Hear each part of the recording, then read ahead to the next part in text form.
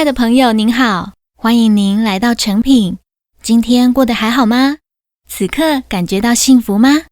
现在我们想要邀请您打开听觉，与我们一同聆听跨领域好朋友们的心情记事。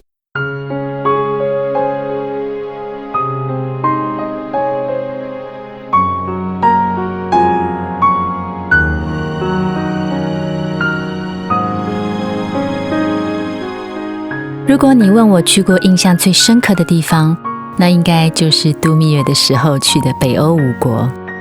当我在挪威看到的森林与壮观的峡湾，还有冰岛的瀑布、冰川与火山，这些景色都带给我很大的震撼。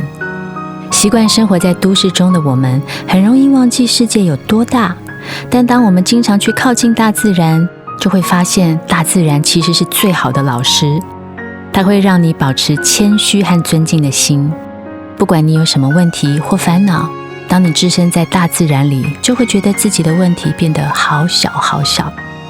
我是经常在大自然里得到很多启发的苏慧伦。